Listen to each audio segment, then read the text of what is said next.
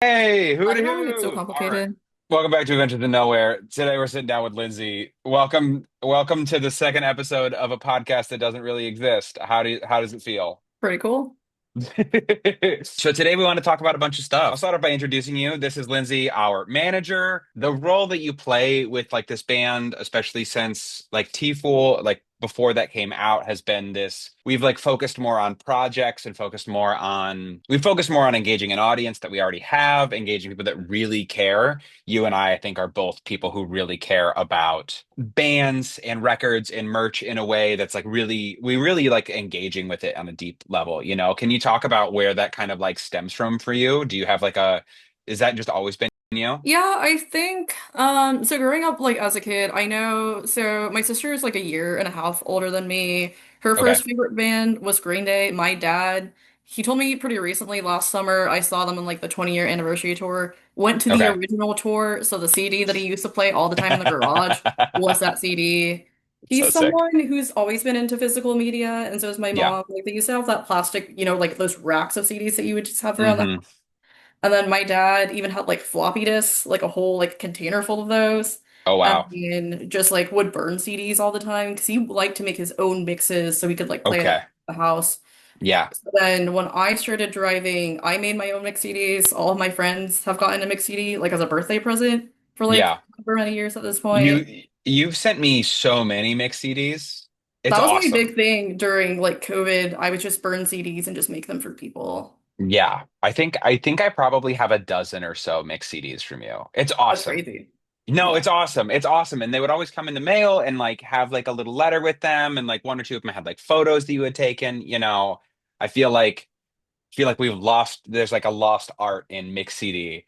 Like Spotify playlist is one thing, but it's just not the same, you know. It's just not I've the same. seen kids on TikTok be like, "Hey, how do you burn a CD?" And I'm just like, "Wow, it's actually a lost art, I guess." That's so funny. Just being like, how do I do this? And it's like, dog, you don't have a CD, you know, You you don't don't have a have a CD player CD. of your laptop anymore. You have to buy an Right, external drive. Yeah, right. That's so funny. I feel like the mix CD is awesome. I feel like there's something really beautiful there, you know. When I was looking for people to work with T-Fool, because you and I met actually on tour in 2020, we had like started talking about like working together on T-Fool essentially. We had talked about press at first, and then it just kind of became like this, like, okay, let's work on a bunch of projects together, you know. And hmm Lindsay, you wound up like coming up with the idea for the postcard club, or like the mailing postcard mailing list. I think it's just like the coolest thing ever. Like it just really has worked out so well. And I have actually the two of them here from this album cycle so far, the first one and the second one, which is a really cool way to premiere it. I think it's awesome, like way to premiere the word mark and a way to get people engaged. You know, does the postcard idea, did that come from anywhere? Was that coming from like this mix CD idea? Was that, you know, did this evolve from something? Yeah, I would have to find her specific name. It should be in my email somewhere. But I know back when I was living in Gainesville, so a big thing that I did, I guess, I covered like Savannah Stopover, and that was my first time ever really covering like a festival. So I was in like a bunch of like PR lists, and that was my first time like working with like a ton of like different publicists and things like that. But I remember like the promo for someone's album who got me from that list, they sent me a postcard in the mail, and I was like, I Okay. have no clue who this artist is, but it's so cool to have like a physical thing. And Hmm. then like throughout college, I had this giant corkboard of like any wristbands that I got for like shows or like photo passes, Hmm. notes that my friends would give me, and that postcard was something that I put up there because I was like, wow, that's so cool that someone would just like send me something. And I don't know anything about you as an artist, but now I'll look you up. I feel like not only like artists, you know, reaching out in that way, but also I think what we've been able to do and the way that we've been able to grow, like somewhere around 50 people right now, you know, that get these postcards every, you know, every few weeks when we do them. You know, we did a few of them back with T-Fool. We did like one or two after T-Fool, you know, and then it kind of dissipated for a minute there, which is a bit of a bummer. But I think with this new round of all of them, like it's worked out really well. And, you know, it keeps those like the people that are closest and care the most, you know, it keeps those people engaged. it's cool to see the people that like have had a collection, like they have the Tfue ones and they Mhm. have, these ones and stuff like that, which I just think is awesome. Seeing kind of the way that these lists have evolved, I think I have an unprinted Tfue one. For anybody that doesn't know, this was the fake one that I made for TikTok, and it was a leftover Tfue one because the Tfue ones I screen printed like the front side, and then we had the back side with like all of the address stuff, like we had that printed professionally, and then I screen printed the rest of them the way that these came out. I love the way that we've been able to like kind of grow that again over and over and over again. To that point that you were saying, like the inspiration behind it, I mean, Hmm. really the biggest thing too was like COVID. And then that was the time I refer to it now as like my newsletter summer. It was like me and like Miranda from Endless Scroll and like some other people all had like a Substack and we were all just like Yeah, writing all the time, yeah, which is where like the newsletter idea comes from because I have a tattoo about it now. right, But I think also just like an accessible way of getting people involved and giving them like art without having to buy something was another thing that right, I really care about. right. Where I mean, I love to like collect merch and I like to have the exclusive thing, or even Hmm. now as an adult going back and being like, oh, here's this thing that I wanted in high school. Now I can like buy it off like a stranger for like hundreds of dollars, crazy. Right. But also just like, like current fans want something tangible to hold, which I think is really Right. important. Because that's Hmm. why, like, I'll go to like a listening party, for an artist that maybe I've already heard the record or whatever, but you go Yeah, and you meet people and you get like a poster and things like that. Like, even like yeah. Turnstile, for the most recent record, if you bought the album, you got like a free poster and then you Hmm. get like a little printed like piece of art that's like numbered out of 5,000. Oh, So just cool. like showing up places and getting things is really cool. But I Yeah, feel like because we couldn't do something like that or like a show or whatever, I was like, what is right, the way of getting art to people without them having to just buy the record that's like a right. supplement to the story? Coming off of COVID and now even us not being able to play shows, having the postcard list and having that be able to be something that people can engage with. I wish that we could do listening parties. I wish that we could do, but that is just the way it goes, I believe. Today, I was meaning to text you about this, but I'm just going to talk to you about this on camera. There's a band called Cold God from LA. I Mhm. know one of the members of Cold God, and they recently just started a Substack. I think they're on like number 4 or number 5 that Oh, they've put cool. out. And they just call it like the Cold God newsletter. Hmm. And it's really, really interesting because it's really just like one person. I don't know who in the band is doing it. Not my friend, but they're like just really talking about right now it's just merch. They're just like, here's a post. Like if there's new stuff happening, they're like, here's the new stuff. And here's an essay about this merch. And here's why I thought about it. And here's like the process on this piece of merch. And I'm just like, this is so me coded. This is so us coded. This is Yeah. so like getting into the nitty gritty about like merch that someone doesn't think about. They don't think about besides like, oh, that's a cool shirt or that's like a cool thing, that exists. I just think it's awesome. I just think that kind of stuff is like really interesting and maybe we'll revive something and we'll do something with that. One Mhm. of these days. You did ask me to pick my favorite merch, and I had a really hard time because it turns out that like 3 bands do my favorite merch. I tried to pick stuff from different bands. Hmm. The kind of things that you and I think about, the kind of things that we talk about. You said 2 to 3, and I have Nice. 5. Okay. So I'll go first because I'm sure I have more. The first is this Touche Amore. I'll take a photo of it and put it up because I'm sure I can't get a good photo of it. It's the Hmm. Japanese edition of Is Survived by Touche Amore.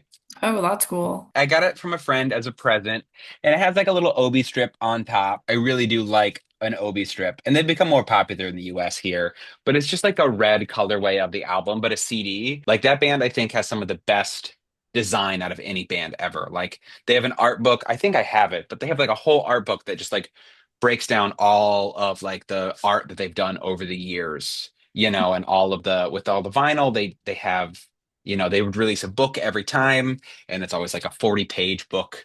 And then there's the record in there and That's it gets a cool. hardcover book.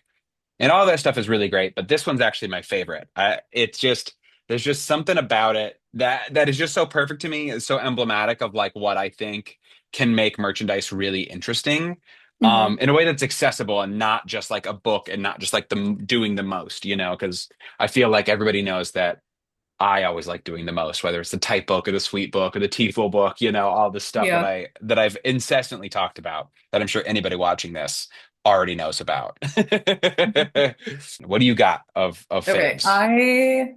I actually have a good segue for that. It is also a book. So this is the new Law Dispute record. No one was driving the car. I saw them in Nashville. I think it was like the second or third week. Yeah. Maybe that the album was like even out. And Uh-huh. then I think like Jordan's writing is really cool. They're great performers. Like they're one of those bands going back to like Discovery that I found on like Tumblr because they had Yeah, Such Small yeah. Hands was like a big song then that Yeah. year. Oh my God, it was huge. Yeah. Like the pop punk era of bands that I was getting into back in like early 2010s when it was Hmm. like Tiger's Jaw and like Man Overboard and like Law Dispute and like all these bands that were playing really tiny shows and I would see photos Hmm. of them and be like, wow, that's so cool. Hmm. But yeah, like at this show, I mean, a lot of it obviously tour for the new album. And then I was like, man, like everybody in this crowd knows the words and I don't. That's crazy. It just came out. Because Yeah. I mean, like his writing, it's obviously very like dense kind of in like a lot of words, but Yeah. it's stuff that I really appreciate. Like I really, really like his writing style and I like the Hmm. stories that he's telling. Yeah. It's something that I think I at least need to like sit with and really get to because like lyrics is always something that really matters to me. And then Hmm. I was at merch to buy a shirt and they had the book, which is That book. all of Yeah. the lyrics from the album. And I was like, okay, now I can just sit in bed and listen to this record and also learn Yeah. more. So something that's really cool about it, and there's like a whole like intro and like notes on the Hmm. prompts and stuff. But it's really the way that he writes, which I think is super interesting, and also just like, context that I didn't know about, Hmm. where he'll have like one page. So this is like the prompt that he just wrote down, like a story that he had. And Hmm. then the lyrics that go with that are one very long run-on sentence. Like I never noticed that he just writes one very long sentence and that is the entire. Yeah. He's a very interesting writer. I used to kind of not get it. But Mm. when Rooms of the House came out, they also have a book for Rooms of the House, and I don't own it, but a friend of mine does. And I remember seeing the Rooms of the House book and being like, "Oh, wait, I need to like listen to this band." Same thing, just being like, "Okay, I think this band." Because I tried to listen to Wildlife, but like the Rooms of the House book, I was like, "Wait a second. Okay, there's Mhm. something here. There's really something here." And there's like an essay either in the beginning of that book or like throughout that book explains the record in such a way it is a moment, like the essay itself is a moment in time, and then like the record is also a moment in time, and they're relating both the writing of the essay and the record as like these two moments, but they're also the same moment. Yeah, I feel like I really just know Wildlife. I saw them on like the 10-year tour at Fest and like that set was Mhm. incredible. And then like their early stuff, I actually don't know that I know Runes in the House besides like some singles. I think Brad was the person that also turned me on to that. I don't think it was Brad that had the book, but I know that they really liked that record, and so it was one of those things that I was like, whoa. No, that makes sense. There's like so much like energy to their songs where I'm like, this is a really good story. But then I'm the type of person where I'm like, I need to understand every part of it and what they're saying so that I Yeah. can also get it. Yeah. Yeah, no, big time. Next one, I have another book. I have Nice. actually, I have another book. I have another book over there that it doesn't fit on my desk right now. But this is Rent Strikes 9 or IX. It is a Lord of the Rings concept album by friends of ours in Rent Strike. It's so cool, and it's like a little zine book, does all the lyrics and different friends, and there's like different moments throughout it. There's just like drawings and stuff like that with all the lyrics. I think it's gorgeous. Like I think it's just like a gorgeous book, and that this is the way that this record existed for so long. They wound up pressing this eventually, but this was the main way that it was available, like in physical format, was just the zine, all 9 songs, and a CD glued into the front of it. That's so cool. Like there's not really a lot of like breaking down of the record and of the intentions, but there is lyrics. And I think you get a lot of understanding from the way that the zine, that the book kind of like takes you through all the things, and the way that it's formatted, and like whether they're handwritten or whether it's typed or whether it's like all the words cut out. I think you get such an interesting take on each song. And like I'd listened to this record a few times, but sitting down with this book or reading it while listening to the record was just so beautiful. I just thought it was so interesting. I think that band's great. They've had two, I think two full length since. To be fair, is very much a folk punk record. It is very much a folk punk record. So if anybody doesn't like folk punk, you're not gonna like it. I'm so sorry. But that band is so good and the record is so good. It's about march towards sobriety and it's about like it's a meditation on Lord of the Rings and kind of the way that those intersect and like one as a metaphor for the other. It's really interesting. It's really good. That's so cool. Yeah. So anyway, listen to Rent Strike. I wish more bands would do books because if they did, I would just buy like every one or like a zine or something like that. Because I feel Right. like before I was into physical media, like a lot Hmm. of the ways that I understood bands or really learned about them, especially growing up on Tumblr, Hmm. I spent a lot of time on like Absolute Punk, on like the message Oh boards yeah. and things like that. Hmm. Or I would sit and I would watch every single interview a band ever did. Like if it was a Yeah, specific yeah, yeah, album yeah. that I really liked, I can be like, oh yeah, I watched this one interview. And I try to do that now. You know, people are on Hmm. like Sane Low or people are on, like Tiny Desk and whatever. But I Hmm. feel like a lot of my band like history and knowledge is just because I had nothing else to do in high school, so I would just watch a bunch of videos, you know. And then I would like find music and I would just download it onto my iPod and Yeah. be like, oh, this band is cool. And then I would learn every album, you know. Right, right. And you just kind of go through them. Yeah, Chris and I talked about that a lot actually with like making of record documentaries. Mm, And there being like bands that, I don't like them, but I'll watch their making of documentary, or and I think for the bands that I would really love, I would like read as much as I could. For most bands that I love, I kind of wound up being a super fan as a kid. But weirdly enough, with record recording movies, I would hmm. watch those because I was so interested in the recording process. And I think that I was so desperate for like that. I was so desperate to be like, I want to record an album that, like in a studio or whatever. I spent so much time being like, I just want this. Like this is what, and so like any time I could like get my hands on content like that, I would watch it. That band Periphery, like that Genty band. The only reason that I like that band is because I watched a making of album for their album called Remain Indoors. It's the only time, only reason I like Wow. that band. Like, I remember their first album came out. I remember not liking it and thinking it was stupid. Just like virtuosic and just like I just didn't get it. I was like, what the fuck's the point? I don't know. This is stupid. But I watched that and I was like, oh wait, okay, this is cool. Weirdly enough, there's a lot of weekdays that's inspired by that documentary. The song Remain Interesting. Indoors. There's a synthesizer, Cam, friend of ours, referred to like Game Boy arpeggiator sounds as like a weekdays style synth. And I was Mm. like, dog, I'm biting this. Like, this is not, like, I love this and I love that you're calling it a weekday style synth, but like, I'm biting this. Like, this is from, I'm stealing this from video games. I can name like 4 or 5 video games that have like little things like that, like Game Boy Advance games, but also I'm just biting Periphery. Like, like there's this breakdown. I think it's this the chorus and breakdown of the song Remain Indoors that I was just like, oh, I'm just gonna do this. I'm just gonna steal Right. this. And obviously it kind of evolved over time, but like that's where that comes from. That's crazy. Like I would never know that if you didn't tell me that very specific like niche thing.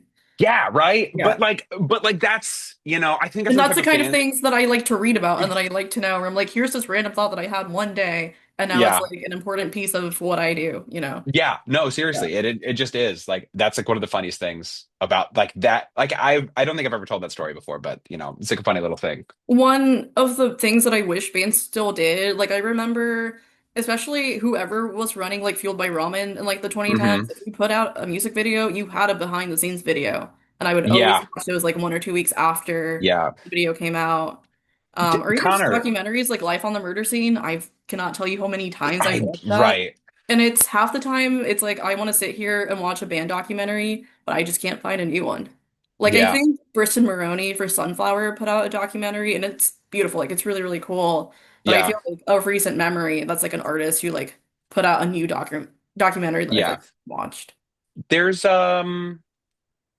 there's one for the second Pine Grove album. Then I I have to remember look when that into was coming out. I remember when that was coming out. Like I remember being like so locked in on that. I think there's like I don't know, like around like 8 to 10 episodes of it, whatever, and they're like 10 minute little cuts Oh, on that's YouTube. cool. But I remember like that coming out, and that part of my brain being like, like okay, like you're Yeah. gonna really, yeah, you're just gonna do this. You're gonna be into this.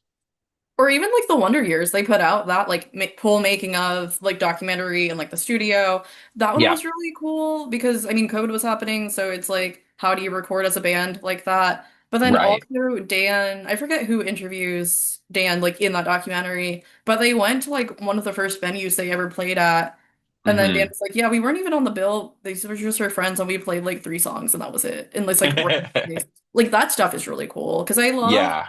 like I follow still like the Fall Out Boy like archive. I think they Hmm. recently one of those fan pages actually did an interview with Patrick Stump that I need to watch, which is Oh, that's crazy. cool. Or like I follow like the MCR archive where it's like every single tour on like the recent tour or every single show on the recent tour and then even like the comeback tour like there is a folder with all of the photos and all of the audio and then they Hmm. always post Hmm. like throwbacks where it's like here's a never before seen like photo of like their first show and Yeah. like that stuff is crazy. Yeah, that's awesome. Like that kind of stuff is like so sick. And that reminds me of like I remember Infinity on High. It was on its way. And there's a lyric in it. There's a lyric on Infinity on High that's about LiveJournal and like my friend's older sister being like very into Fall Out Boy and being like, you guys don't understand. Like this band is everything to me. And I remember being like, I don't know, too young and being like, and now I'm just like, I was there. I was there. I wasn't there, but I was there. Yeah, as someone whose first favorite band was Fall Out Boy, I did go.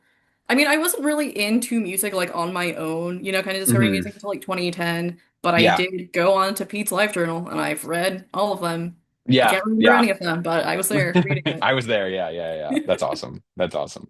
What's your next piece of merch you got? I couldn't like not show it. It is the only box set that I own. Yeah. As of It's this so sick. year. It's crazy.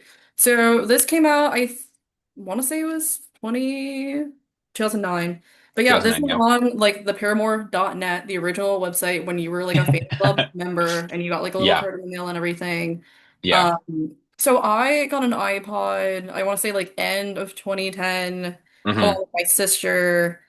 And then one of her best friends was really into like Paramore and like Fall Out Boy and like Hmm. My Chem and like all these bands that I like knew of, but I hadn't really Hmm. gone into.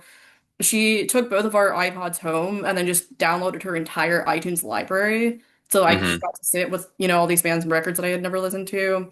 Yeah. And then like early on, like Brand New Eyes was one of my favorite albums. Like I learned how to drive playing this record or this CD like in my mom's car. I think my CD is still in my mom's car because I'm always looking for it and I can't find it. So it's probably still. But yeah, it was one of those things where I was texting my friend Natu, who I've like known forever. He is also of the same brain where like I want to Hmm. know everything Hmm. about a band and every single little detail and will read anything. Something I love about him is that if you recommend an artist, he will listen to every album in order and then get back to you with Hmm. his ranking. So that's what he did with Paramore. And one night I was just like, oh, here are all these Paramore shirts that I used to own in like high school from Hot Topic. Like Yeah. I had a brand new eye shirt in seventh grade. That was the first piece of merch that I ever owned in my entire life. Really? Oh, that's Yeah. sick. I didn't know I that will piece of find the that puzzle. and I will send it to you. It actually came up in like my Google photo memories from like 2010 pretty Oh, recently. that's awesome. So That's that was so crazy. sick. Yeah. But yeah, he is actually the one who bought me this for my birthday back in April because this is Hmm. one of those merch items that I sent him. I was like, "Isn't this crazy that this band did this?" And then it Yeah. showed up at my house, and I was like, "Oh, I'm so Hmm. sick. You actually found it and bought it for me." Yeah, right, right. But yeah, so it It's comes with so many things. So another thing that he did was try to find me a very low number because I think it's out of 15,000, and this is okay. 14,212, like Oh, wow. little like card and Certificate of everything. authenticity is crazy. Yeah. That's so sick. So crazy. Yeah, but it was someone on, I think on eBay who was selling like the complete set. And they were like, yeah, Hmm. it's just been sitting in my closet for like years. I'm glad that it's going to like a fan who would want it. That's awesome. But like he made sure, that he found Yeah. a complete set. But yeah, like it comes with the deluxe 7-inch. So this is Ignorance acoustic, and then Where the Lines Overlap, which is one of my favorites. Hmm. If you Uh, know. Very sick. cool. And also like a 2009, record having like a limited Yeah. variant 7-inch is crazy. Like it's so early in it's like so pre like vinyl really coming back. And hmm so like them pressing a 7-inch is insane to me. This is the CD. And then something really cool about this, like I used to watch this on Paramore.net, but then the other CD is also like the making of album documentary. And Hmm. then Paramore.net used to have little like episodes of just like vlogs. So it has Yeah, all the vlogs on this. that's so It's sick. like Paramore Cribs Part 1, Paramore Cribs Part 2, and it's just them like hanging out and like doing whatever.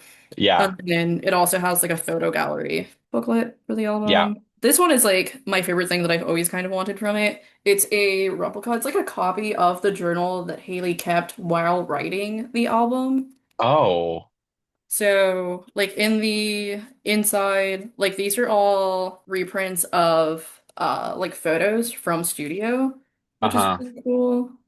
Like each member has like a photo of them like recording. But yeah, so this is like it has like Haley's name and everything and like what ended up being the track list. Yeah. And then there's like little like drawings or there's little like journal entries. So like this is like brick by boring brick. It's like a little drawing.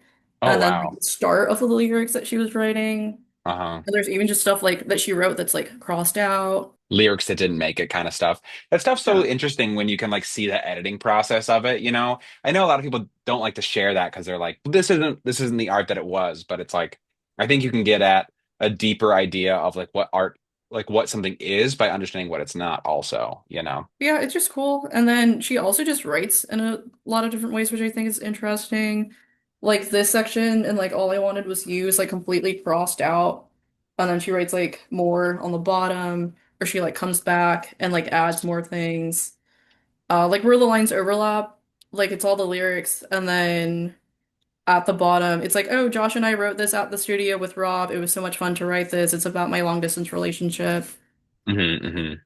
Or like she'll be writing in like lowercase, and then there's a section where like all the lyrics are like in all caps. One of the last pages on this says, it's May 20th, 2009, on tour with No Doubt. I'm really nervous for this record to come out. I'll just say the last thing in here is the poster.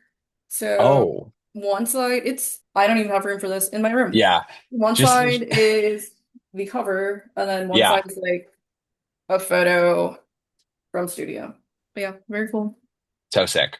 So sick. After a brief intermission, we are back to Adventures in Nowhere, episode 2, here with Lindsay Carrasquillo. It is my turn now to show some merch, which is not my favorite thing, but is one of the more interesting things I have. It is this lathe cut. So it's a Koji lathe cut for keeping count from Native Sound. Have I ever talked to you about this? No, I've actually always wondered what those are and how they work because I've seen them so many times, but I've never actually put in the time to like understand them. So a lathe cut is a worse sounding record that you can do at a smaller number. They have a, generally speaking, higher per unit cost, but because you can get less of them, they tend to be like a slightly more economical choice. Hmm. Um, but they sound like shit. With the record making process, you like cut into like a lacquer and then you make a metal part from it. And then that metal part presses the vinyl, right? So it's like a three-step process in order to get vinyl. But this like shortchanges it. And usually you just do however many. And this is a number 92 of 148. I don't mean to brag, but I do think I might have the most complete Koji collection out of anybody in the entire world. I think I'm one of very few people that has a number of their releases. And this one I think is just especially cool to me because one, I do like the song, but two, it's like hand numbered and it's like such a weird number. But I think as a fan of like interesting work in general, a lathe cut winds up being like a really interesting piece to me. And the fact that it's also square, if you can tell, it's like Mhm. square. And the fact that it's just like this kind of weird thing that just kind of exists. I just really like it. I just really like that it kind of exists in this way. There's a few other like Koji 7 inches that I have that I think are relatively on the rare side, but this one is one of my favorite ones. Yeah, I like this little piece of merch. I like all the like stuff that I have of theirs. But this one always sticks out as like just like a cool little piece, you know? So yeah, my next thing is the Fall Out Boy coffee table book. So this came Yeah. out end of last year Yes. before I even had a record player, but I was like, it's limited edition and it's a whole book and I will get a record player maybe eventually. So Yeah, right, I'm very right. grateful I got this. This really nice blue color. Yeah. And then I obviously like to read and I like to learn about bands. Yeah. So I think the thing that really sold me on it was just that it is like, like a very big like coffee table book. Right. And then if you go into it, it's like an oral history. So it talks about like this is what was happening in 2003. So here's like the context of Yeah. the album being made, Yeah. and then Are there pictures of the first press of that record in there? there should be Because somewhere. there's an alternate cover that Tommy actually has a copy of. Nice. So Daydream Records, they restock all of or they get, like new, like used stuff where they put it out. Hmm. They had the first pressing of Take This to Your Grave, and then by the time I got there, it was gone. So it sold. But I've seen that and I've Oh, always wanted that. Yeah. yeah, it's so cool. Like with the inserts and there's like playing cards for each of them. God, it's so cool. But yeah, there's like a lot of like photos. It's like a whole interview with everybody that's involved. There's a Yeah, lot of like original tour flyers, and then it has like the whole story of why they had to change the, the the cover. cover, yeah. But yeah, just like all the like original photos, from when they were making that album, and then kind of like a retrospective at the end, being like, oh, this represented like a time in 2003. And then this is what we think about like the album now and stuff like Yeah. that. Just own this and be able to like read about the album, Right, right. see all the old photos and stuff. Yeah, especially like a record that's like I think that important to like so many people, not just like the yous and me's of the world, but I so many people like that, Yeah. that are our age or even like a little bit older, like that record is just so important to them. And it's hard Hmm. to find a first press of it. Like Hmm. they're fucking expensive. I get it. Yeah, Fall Out Boy was like my first favorite band too, so that was like a big Right. deal. Yeah, they're one of those bands. It's similar to like My Chemical Romance, where like I had gotten into them, and by the time I was someone who went to shows, they had already broken Hmm. up, and I thought I would never get to see. Right. In freshman year of high school, whenever their comeback was, that Hmm.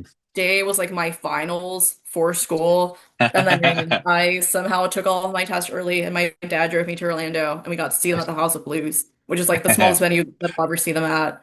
Yeah, Especially in right. high school, I was like, wow, this venue's huge, because I was used to going to like 200 cap shows. Right, right, right. And it's like 1,000 cap venue, and then you're just like, oh, that band plays stadiums. Oops.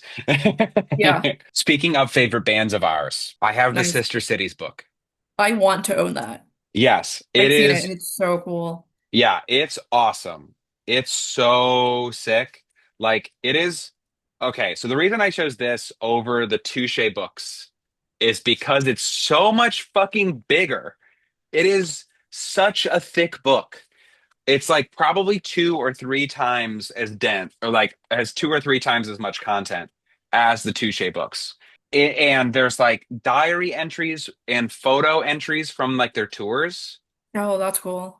Yeah, and then obviously also goes by with like illustrations by the person that does all their illustrations, and then like photos from the tour. There is a fold out Oh, double wow. wide of like their flight Like their tickets. boarding passes? Yeah, their Yeah. boarding passes. That was the word I was looking for.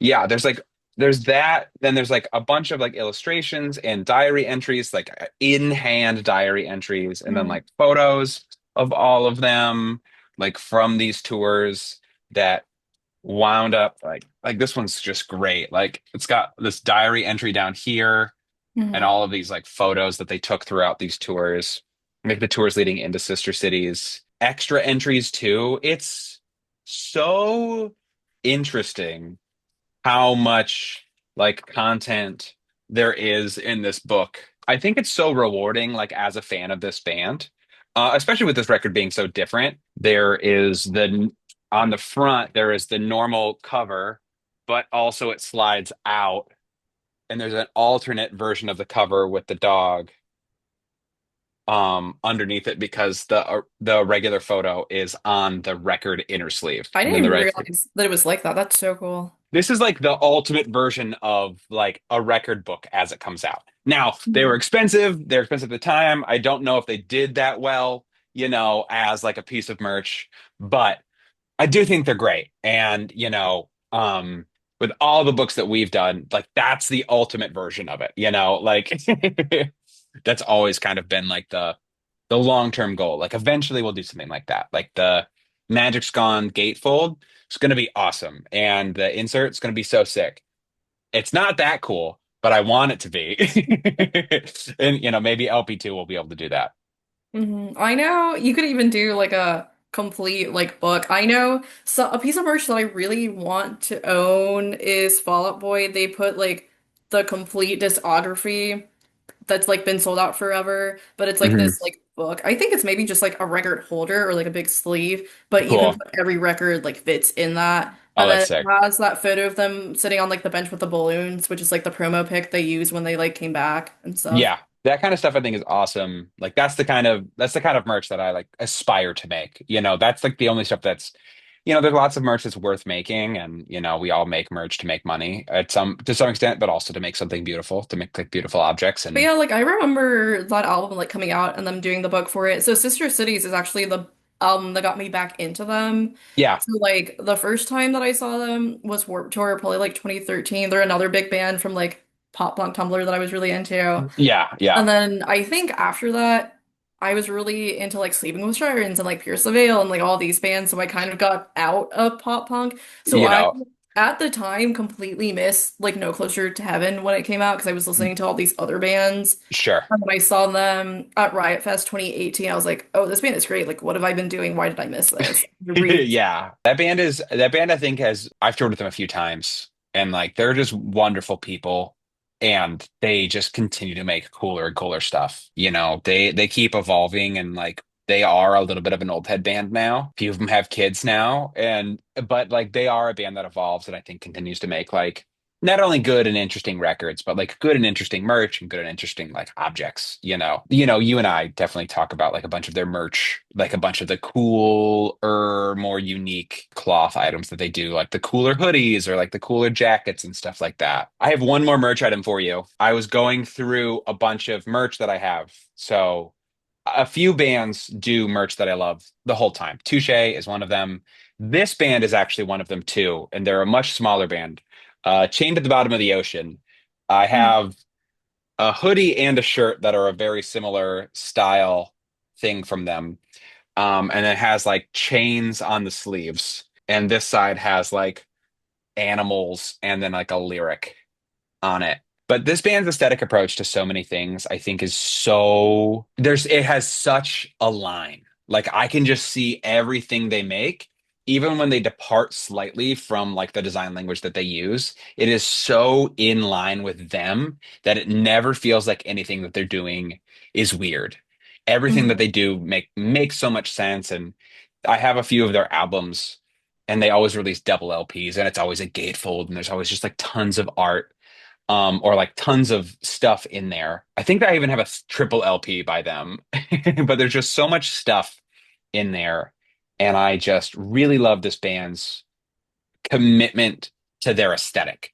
I think that they're one of those bands that is just in one way. And like, even when they depart from that slightly, you're like, no, this makes sense.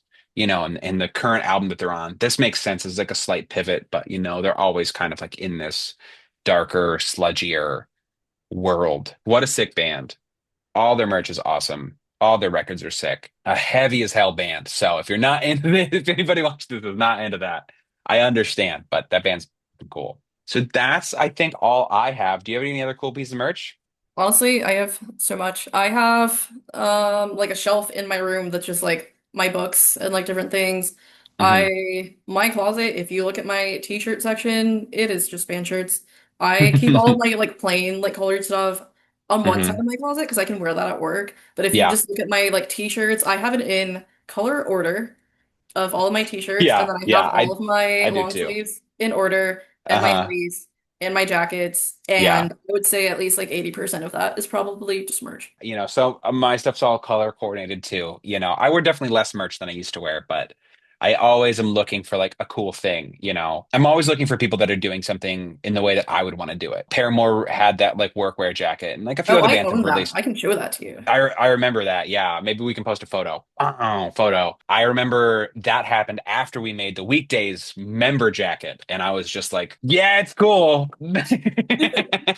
I love the members, like our member jacket and stuff like that. So, and I love when there's like interesting merch. You can both love the band and get a lot out of the merch, but also the merch makes you love the band more. The bands that I engage with most, you know? I also just really like finding like old merch or like cool designs.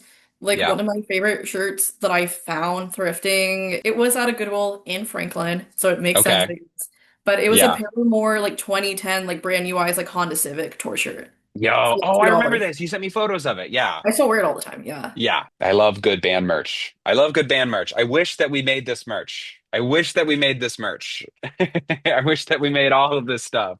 I think the beautiful thing is that, you know, there's lots of cool bands doing a lot of cool stuff. And we get to bite it. We get to do our own version of it, you know? And you know, obviously it's not everybody, but I hope that there are other people that enjoy and love, you know, stuff that I make in any way similar to the way that I love other people's stuff. I want to thank you for your commitment to making cool stuff with me. It's awesome. Making stuff with you rocks. Yeah, it's fun. I love a little project, and I feel like it's a good like artistic output because I mean, I do like concert photography, but I feel like that's really the extent. Like I haven't been Mhm. writing a lot recently, but I like to brainstorm and just like, here's this cool thing that we can do. How do we Yeah. get there? I feel like it's been a really symbiotic thing, and I feel like we've made a lot of really cool stuff. I hope we'll keep making cool stuff.